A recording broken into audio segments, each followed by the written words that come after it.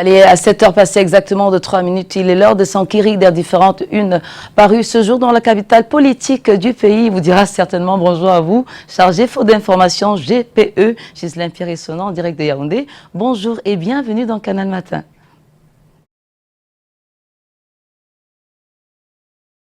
Bonjour également Aimé, je vous accueille à Yaoundé le cœur enflammé de joie, vous mais également nos millions de téléspectateurs, ceux qui sont chargés faute d'information, vous l'avez dit, et bienvenue donc à cet exercice. Et j'aime à le rappeler depuis quelques temps, si vous ne faites pas la politique, c'est la politique qui va vous faire. C'est donc un langage de sourds auquel on assiste entre les indignés, entre guillemets, de l'enseignement supérieur et le chancelier des autres académies pour parler du professeur Jacques Fameux Ndongo, et bien le prétendant au recrutement qui a été ordonné par le président de la République, implémenté par le ministre de l'enseignement supérieur, que donc cela pose problème depuis quelques jours à propos de ces titulaires de doctorats qui sont en grève devant le ministère de l'enseignement supérieur. Le quotidien Bleu édition de ce matin raconte d'ailleurs leur vie parce qu'ils ne désarment pas, leur vie tout entière en dépend le jour du jour. En fait, là, que vous le voyez en une principale, 2 jours après que le professeur Jacques Fameux Ndongo, ministre d'État, ministre de l'enseignement supérieur, chancelier des ordres académiques, ait donc rencontré la presse pour sa mise au point, visiblement pas satisfaite des explications du ministre en charge de l'enseignement supérieur. La leader, que dis-je, la personne qui dirige ce mouvement, estime ce matin dans le colonne du journal que cela n'est pas du tout compréhensible. Eh bien, il se voit, eux les manifestants, en train de perdre toute une vie dans le noir. Et aussi, ce ne désarme pas pour parler justement des commerçants de la place dite poste centrale de Yaoundé, ce lieu mythique de la cité capitale Yaoundé. Eh bien, ils ont été suivis de très près par le quotidien de Le Jour. Et justement, depuis quelque temps, il y a une décision qui avait été prise par l'autorité administrative compétente, à savoir mettre fin à ce commerce illicite et dangereux pour la circulation des hommes et des biens au niveau de la poste centrale de Yaoundé. Le quotidien Bleu édition de ce matin estime qu'ils ne l'ont pas entendu de cette oreille. Il leur a été fait interdiction d'y séjourner et d'y travailler en termes d'activité, en termes de revenus justement à propos de leur activité au niveau de la poste centrale. Mais cela est une mesure qui ne concerne que le décideur et pas les 10 commerçants qui tout au moins perturbent gracieusement le trafic au niveau de la poste centrale de Yaoundé. De quoi générer et même gêner Jean-Ernest Massé-Nangale Bibert, c'est le ministre camerounais en charge de transport qui fait l'objet justement du pied de une du quotidien L'Épervier édition de ce jeudi. L'Épervier dont la une en termes de pied de une ce matin, vous le voyez, eh bien le journal qui fait donc recours à la 33e session du comité interministériel des infrastructures ferroviaires.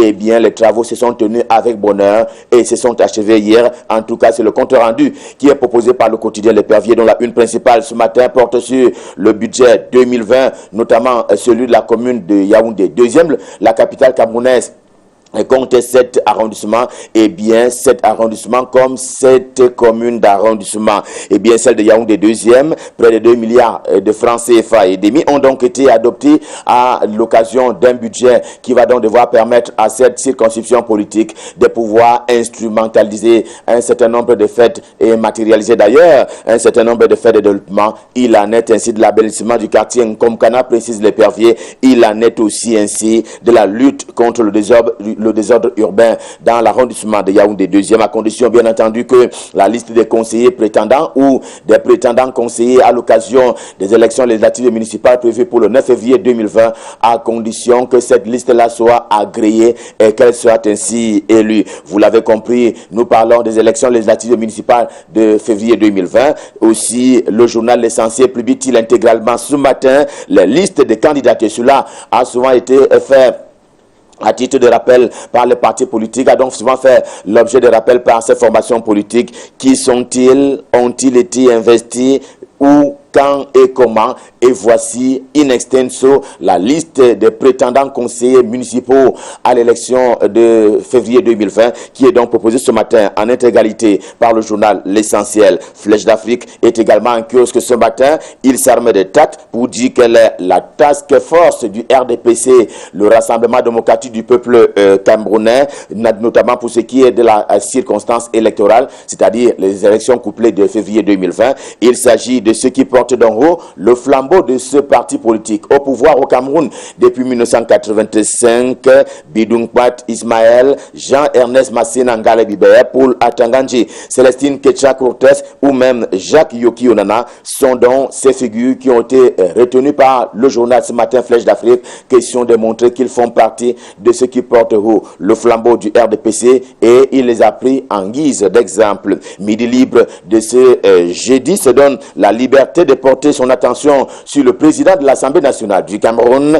Kava Yege Djibril, le baobab de toujours qui fait montre d'expérience et aussi de compétences au dire du journal édition de ce matin Midi libre qui s'attelle ainsi à dresser le bilan de cet homme à la tête de la chambre basse du Parlement camerounais, l'Assemblée nationale. La Gazette du Noun, elle gambarde du côté du département du Noun, c'est l'un des départements de la région de l'Ouest Cameroun, sur les hauteurs du département du Noun, donc là-bas, l'UDC, l'Union démocratique du Cameroun, tient le bon bout. C'est d'autant plus que, sans bruit aucun, eh bien, le parti du docteur Adamou Ndamjoya a établi sa liste sur la seule base consensuelle. Kopi Tadama Adamou en sait d'ailleurs quelque chose, il n'en dit pas moins ce matin dans les colonnes du journal, même si par ailleurs, l'honorable député donc, pour parler de Patricia Tomaino Ndamjoya, même si par ailleurs, elle déclare toujours dans les mêmes colonnes du journal La Gazette du Noun qu'au Cameroun, c'est l'exécutif qui légifère et donc c'est l'exécutif de Paul Biya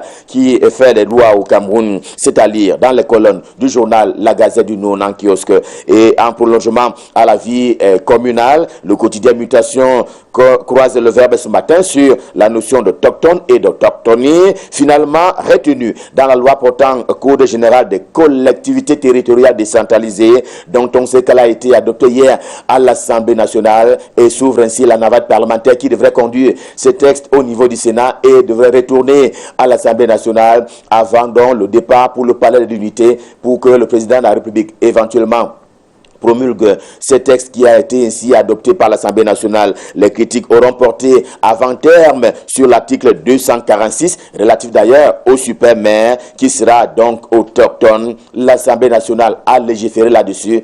Un point, c'est tout. En deuxième une du journal Mutation, le cas Sissoukou Ayouk Tabé, eh bien, les vérités françaises qui sont relayées ce matin par le journal de Gab, comme Georges Alain Boyomo, c'est que l'homme aux arrêts Sissoukou Ayouk Tabé, se revendiquant leader d'adhère de ce mouvement sécessionniste, eh bien, il leur a dit à eux les Français qu'il est désormais favorable à l'État unitaire et donc indivisible. Voilà l'information on ne peut plus importante qui est tout aussi portée par le journal de Gab, édition de ce jeudi. Le quotidien, quant à lui, nous amène ailleurs, à 1000 lieues de là, dans le cadre d'un tourisme, mais tourisme en salle, et pour cause, Bello Bouba Megari, comme rarement, il a fait savoir, à savoir que son ministère du Tourisme et des Loisirs dispose désormais d'un manuel de procédures administratives, mais aussi d'un guide de l'usager. Toute chose qui relève d'ailleurs de la bonne gouvernance, aussi prônée à Camtel. La Nation, c'est un journal camerounais tout aussi en kiosque ce matin,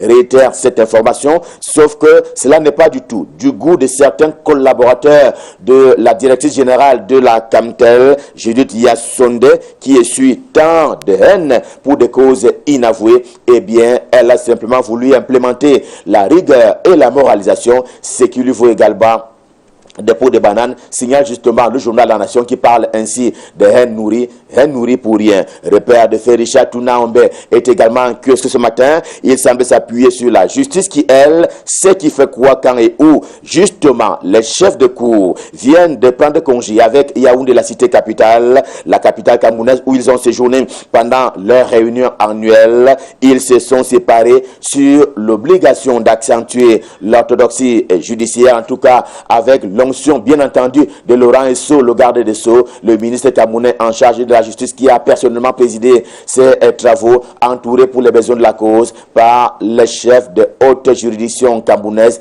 Il en est ainsi de la Cour suprême. Dans nos villes à présent, Paysans Info tout aussi en kiosque ce matin nous invite à garder espoir d'une meilleure intégration par la route et l'autoroute. C'est ce qui sous-tend d'ailleurs ce contrat qui a été très récemment encore paraphé entre la ministre camerounaise en charge de l'habitat et du développement urbain, Célestine Ketcha Cortés pour ne pas la nommer, et la partie chinoise, et afin justement d'amorcer la phase 2 de l'autoroute Yaoundé-Simalène, ce joyau architectural qui est toujours attendu en termes de finalisation de travaux. Info Matin de 19h est aussi en kiosque. Il reste dans le sillage des activités des femmes qui sont membres du gouvernement au Cameroun. Madeleine Tchouente de la recherche scientifique et de l'innovation est simplement chanceuse car le président de la République, Paul Biya, a accédé à ses désirata, et bien à savoir rétablir en faveur des chercheurs camerounais les indemnités qui avaient hélas disparu. Les primes aussi se voient revalorisées. En tout cas, c'est la bonne nouvelle qui est portée par Info Matin, édition de ce jour. Question de magnifier le travail de Madeleine Tchouente, ministre camerounaise en charge de la recherche scientifique et de l'innovation. Ouvrons à présent la saison des bilans qui a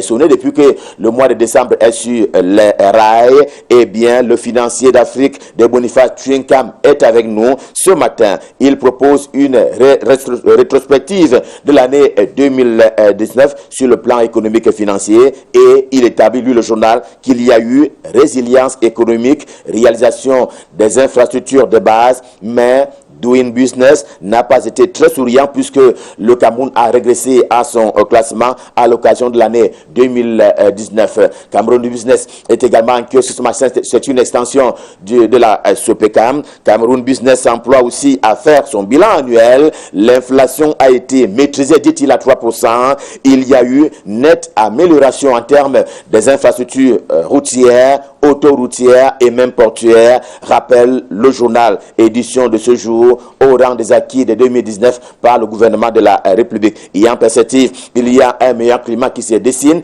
en faveur du Cameroun, Dixit Cameroun Business. L'actualité économique qui sera également marquée à l'occasion de l'année 2020, le budget de l'État du Cameroun ayant déjà été voté, eh bien, le quotidien L'économie en kiosque ce matin estime qu'il y aura suppression d'un taux de pénalité jusque-là qui était opposable aux banques au niveau de la sous-région Afrique centrale, et bien que ce taux-là s'en va être supprimé en zone CEMAC, la communauté économique et monétaire des États de l'Afrique centrale. La mesure qui va donc entrer en janvier 2020 fait donc prévaloir ce qu'il est convenu d'appeler la pluie et le beau temps en faveur des banques de la sous-région Afrique centrale et le Père Noël à l'occasion de cette annonce, c'est bien entendu la BEAC, la Banque des États de l'Afrique centrale, la CEMAC qui est décidée à opérer une fusion avec la CEAC.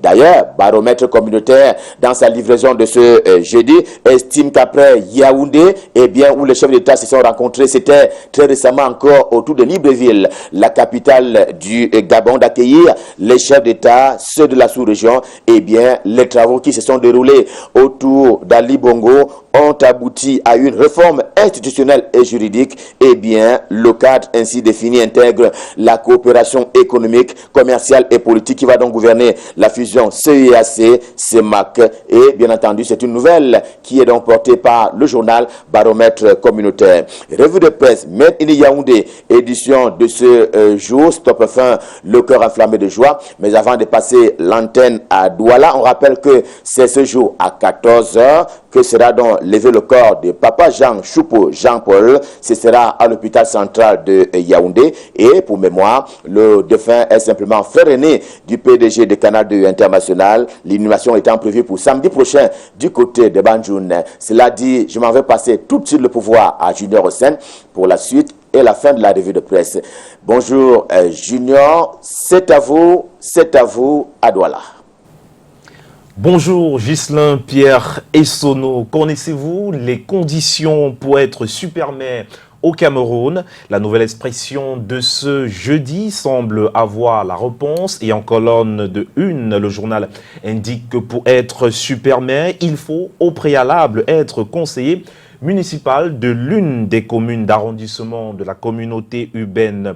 En page 2 du journal, il est mentionné là qu'il s'agit de l'un des amendements apportés au projet de loi portant Code général des communautés des CTD, voilà, par les députés. Dans le journal ce matin, on apprend également que la représentation nationale a adopté hier, mercredi, le projet de loi portant Code général des collectivités territoriales décentralisées.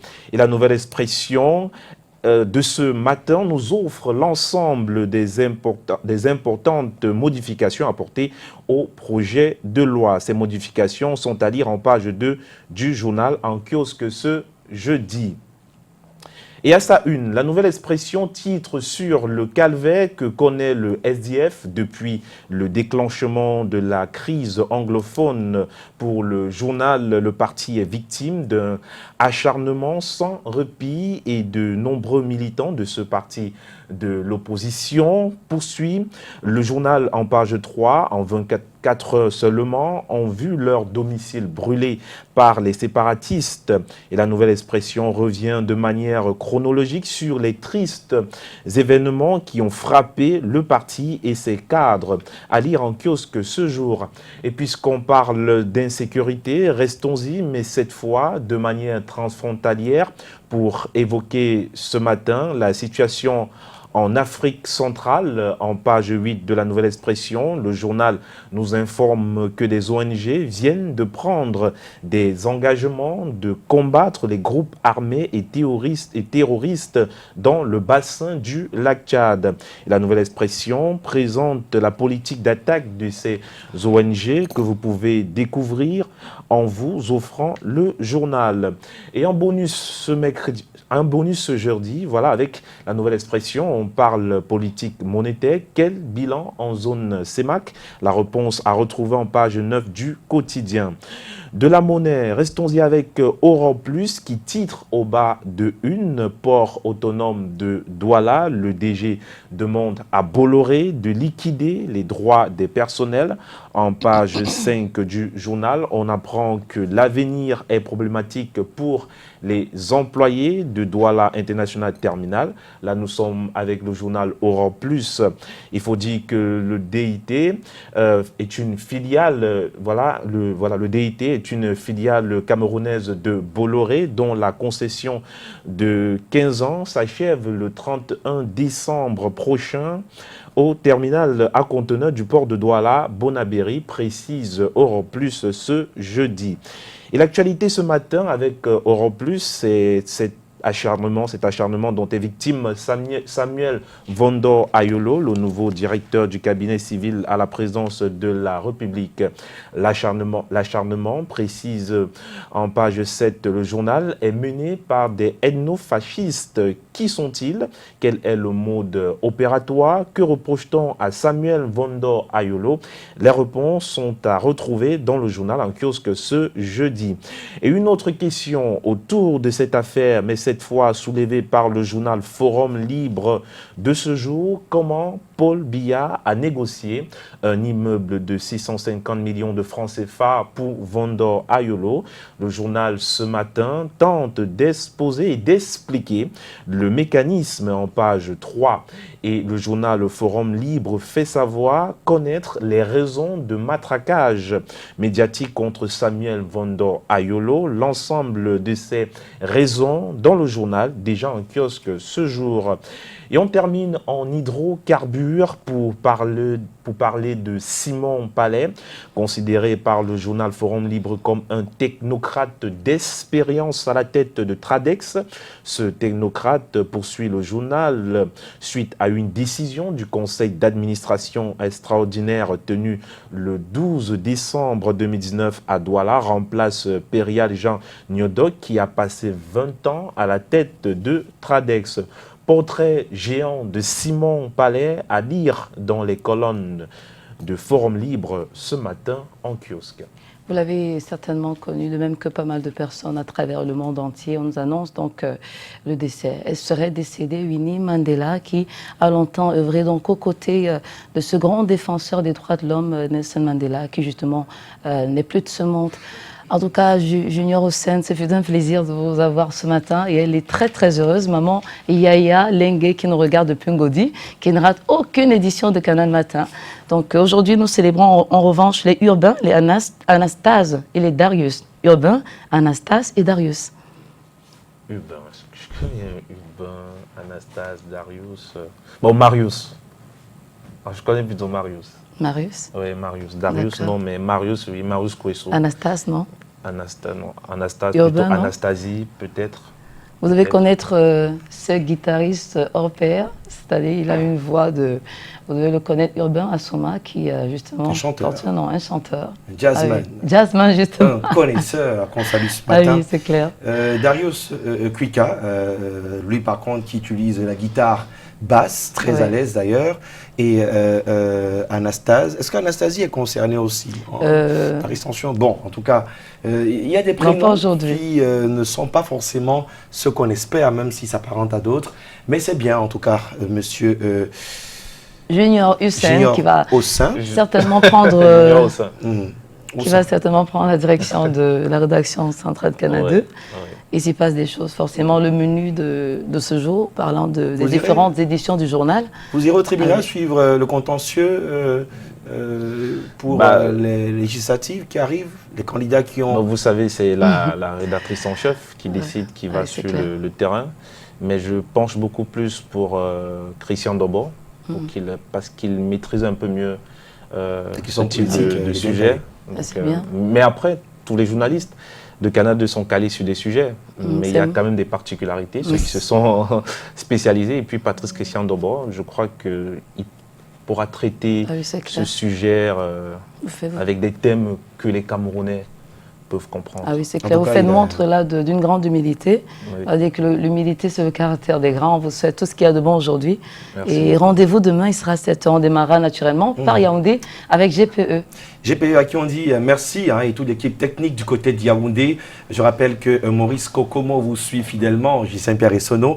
On lui fait un clin d'œil ce matin et il faudrait aller suivre, n'est-ce pas, les activités à partir de 11h du côté de Yaoundé. Je pense que du côté du Conseil constitutionnel, on va donc ouvrir les contentieux pour ceux qui estiment que leur dossier était à jour et ils n'ont pas été donc validés. Ici, ce sera donc au grand tribunal à Douala pour le même exercice autour de midi. Bref, ça fait partie des principales actualités à côté du sommet, n'est-ce pas, des présidents de la CEMAC, avec de très bonnes résolutions que vous aurez en détail dans nos différentes éditions d'information.